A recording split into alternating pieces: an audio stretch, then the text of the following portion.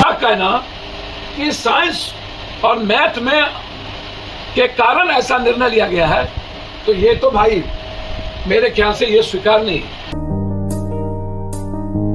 नमस्कार, मैं रोहित, आप देख रहे हैं बिहारी कलम। बिहार शिक्षक भर्ती को लेकर जो प्रदर्शन चल रहा है, आप देखे होंगे कि एक दिन पहले कैसे डक बंगला चौराहा पे शिक्षक अभ्यर्थियों को पुलिस ने दौड़ा कर मारा। वही तेजस्वी यादव जो विपक्ष में कहा करते थे कि शिक्षक को लेकर के सरकार क्या कर रही है, आज वही तेजस्वी यादव के सामने प्रश्न है।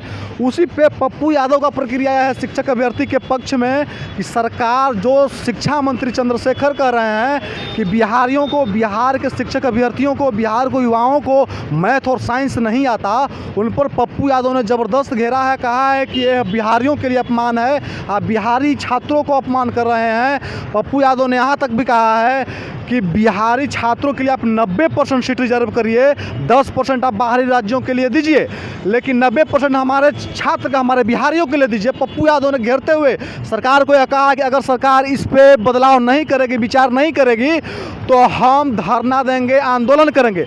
पप्पू यादव ने क्या कुछ कहा है शिक्षक भर्ती पर, शिक्षक अभ्यर्थियों के लिए क्या कुछ कहा है, आइए आपको सुनाते हैं। बिहार में जो पढ़ने वाले लड़के हैं, गरीब लड़के हैं, मेधावी लड़के हैं, क्या वो टीचर नहीं बने?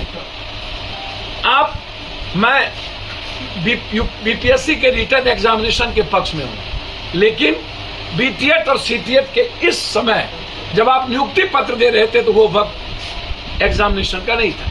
या तो आप 2 साल पहले यह निर्णय लेते, या इस नियुक्ति पत्र के बाद आप निर्णय लेते कि अब कोई भी बहाली बीपीएससी के रिटर्न एग्जामिनेशन के बगैर नहीं हो, तो निश्चित रूप से यह आने वाले प्रतिभावान लड़के को एक रेस्पेक्ट मिलता। लेकिन बिहार में तो उसको मिलना नहीं है इस देश में, क्योंकि पैसे का खेल है। क्वेश्चन पहले आउट हो जाता है, सेंटर बिक जाता है, और क्वेश्चनर करने वाला पदाधिकारी और एजुकेशन माफिया होते हैं। ये दोनों तय करता है कि क्वेश्चन हमें क्या देना, और इस क्वेश्चन को पहले से हमें किस सेंटर को, किस कोचिंग को बता देना है। तो कोचिंग अपने तरीके से एग्जामिनेशन को कंडक्ट करता है, और पदाधिकारी, और ये दोनों की मिली भगत है। दोनों इसमें पैसे का गंदा खेल खेलते हैं। मेरा इसमें सबसे बड़ा इस बात को लेकर के आग्रह है नीतीश जी से और इस सरकार से। नीतीश जी, आपकी जो सोच है उस पर मुझे कोई आपत्ति नहीं है, लेकिन हमेशा से बिहारियों को गाली, लात मुक्का, कभी मणिपुर में, कभी नॉर्थ में, कभी साउथ में, कभी कहीं पर, और हम बाहर जाते हैं तो मजदूरी के लायक भी नहीं रहते हैं। हम बाहर जाते हैं तो हमको एग्जामिनेशन में भी पीटा जाता है। हमारे लिए किसी भी स्टेट में 10-15% से ज्यादा सीट नहीं है। जब हमारा घर खाली है, हमारे लोग भूखे हैं, हमारे यहाँ बेरोजगारी की दुनिया की सबसे बड़ी तादाद है, और देश में सबसे ज्यादा युवा, यदि उम्र सबसे ज्यादा युवा की उम्र कहीं है तो वो बिहार है। आप संख्या उठा के देख लीजिए। एजुकेशन के हालात भी वही हैं। तो ऐसी परिस्थिति में एक तो पहले ही जो सीटीएट बीटीएट में रिटर्न एग्जामिनेशन की बात आई, यह प्रक्रिया ही गलत है। बीच में कोई भी कैबिनेट डिसीजन या कानून बनाना या कहीं ना कहीं एक सवाल खड़ा करता है कि आपको इतने दिनों के बाद क्या जरूरत है। क्या इसमें घालमेल है? क्या इसमें माफियाओं के साथ भागीदारी और साझेदारी है पदाधिकारियों की, जो हमारी सरकार को भेग रखी हुई है? एक तो पहले ही हमने गलत कर दिया है, और मैं बार बार इसको कह रहा हूं कि अभी सीटीएट बीटीएट भी एग्जामिनेशन से हुआ है, और उसको आप पॉलिसी में हाईकोर्ट को दिए हैं। तो अभी ना तो उनके एग्जामिनेशन लेने की कोई नीड्स थी जिसको आप 10-20 सालों से घटा रहे हैं, और नहीं नए 4 सालों के बाद आप लगातार जिसको आप सीटीएट बीटीएट में ला करके आज देंगे, आज देंगे, आज देंगे, अब नई पॉलिसी ले आए। तो ये तंग करने के अलावा दूसरा क्या रास्ता है?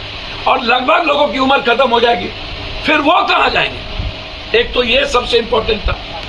बिहार की प्रतिभा का लोहा दुनिया मानती है।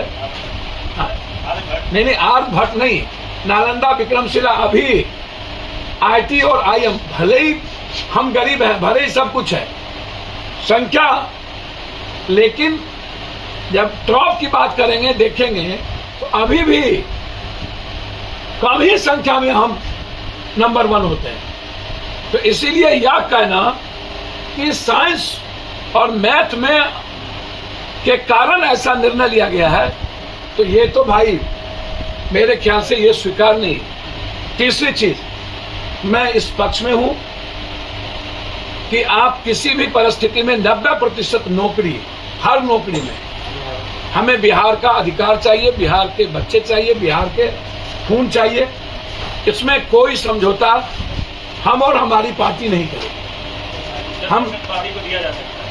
आप 10% बाहरी को 5% दे दीजिए, बाहरी नहीं कहेंगे, वो भी हिंदुस्तान के लोग। बिहार से बाहर हम अन्य लोगों के तरह हमारा नेचर नहीं है, लेकिन 90% पर कोई कंप्रोमाइज करने की जरूरत नहीं है। मैं बहुत क्लियर हूं इस मामले में, और मैं हर परिस्थिति में मैं विद्यार्थी की बात नहीं करूंगा। विद्यार्थी जी एक एग्रेशन में जाना उनके लिए सही नहीं है किसी भी कीमत पर। मैं इसको उचित नहीं समझता।